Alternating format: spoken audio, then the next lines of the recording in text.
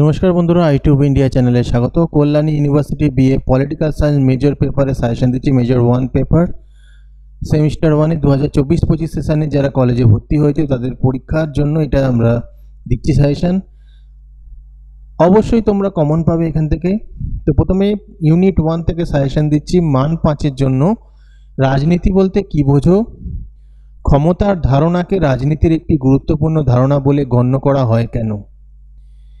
মান 10-এর জন্য এই অধ্যায় থেকে পড়বে রাজনীতির অর্থ ব্যাখ্যা করো, রাষ্ট্রের উৎপত্তি সম্পর্কে সামাজিক চুক্তি মতবাদ আলোচনা করো, রাজনৈতিক তত্ত্বের প্রয়োজনীয়তা বর্ণনা করো, রাজনৈতিক তত্ত্বের প্রাসঙ্গিকতা আলোচনা করো।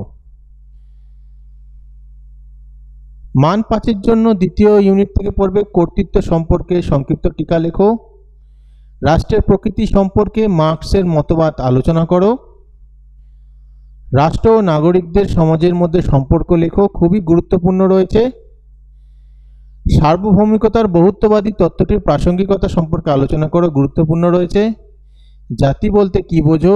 সার্বভৌমত্বের সংজ্ঞা দাও। সার্বভৌমিকতার একত্ববাদী তত্ত্বের মূল বৈশিষ্ট্য আলোচনা করো, খুবই গুরুত্বপূর্ণ এটা।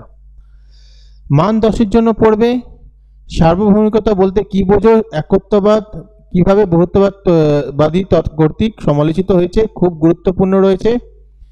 তুমি কি মনে করো যে সার্বভৌম রাষ্ট্রের ধারণাটি সাম্প্রতিককালে সংকটের মুখে? তোমার বক্তব্যের সমর্থনে যুক্তি দাও, খুবই গুরুত্বপূর্ণ। এই প্রশ্নটা গতবারে 5 নম্বরে এসে গেছে, এবারে 10 নম্বরে আসার চান্স সামান্য রয়েছে, পড়ে রাখতে পারো। সার্বভৌমিকতার বহুত্ববাদী তত্ত্ব ব্যাখ্যা করো, এটা পড়ে রাখতে পারো তোমরা। ক্ষমতা ও কর্তৃত্বের মধ্যেকার সম্পর্ক আলোচনা করো, গুরুত্বপূর্ণ রয়েছে। ওয়েবার্গের ক্ষমতা ও কর্তৃত্ব তত্ত্বটি আলোচনা করো, খুবই গুরুত্বপূর্ণ। পরের চ্যাপ্টার থেকে দিচ্ছি ইউনিট 3 সামাজিক সাম্যের ধারণাটি ব্যাখ্যা করো, অর্থনৈতিক সাম্যের ধারণাটি সংক্ষেপে ব্যাখ্যা করো, খুব গুরুত্বপূর্ণ।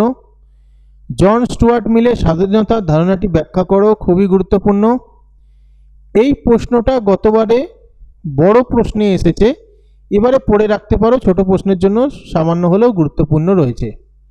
আইন এবং আন্তর্জাতিক আইনের মধ্যে পার্থক্য লেখো।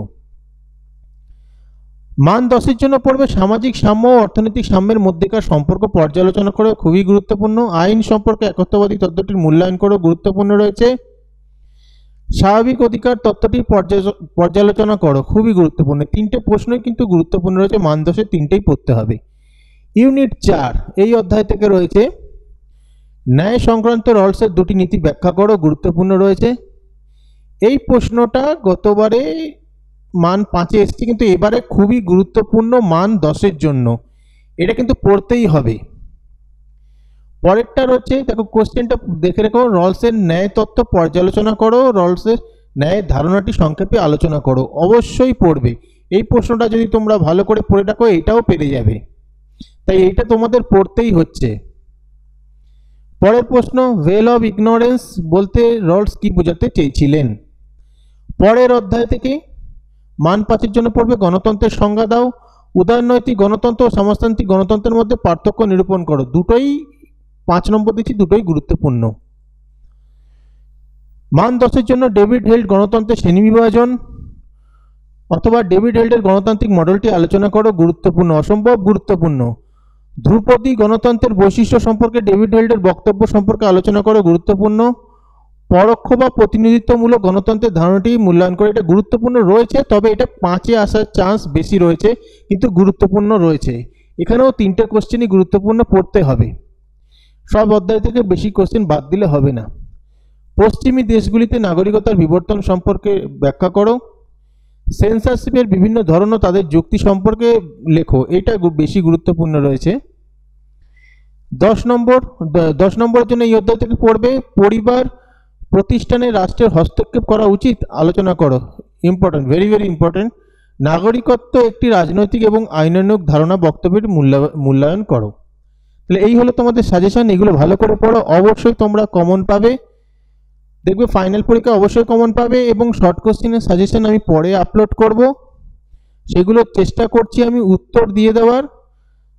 তবে যদি শুধু সাজেশন লাগে অবশ্যই কমেন্ট করে নেবে, কারণ অনেকেই বই কিনে নিয়েছো, সেখান থেকেও তোমরা বার করে নিতে পারো। তবে আমি চেষ্টা করবো যে শর্ট কোশ্চেনের অ্যান্সারগুলো বার করে তোমাদের দেওয়ার, তাতে তোমাদের সুবিধা হবে। ভিডিওটা ভালো লাগলে লাইক কমেন্ট শেয়ার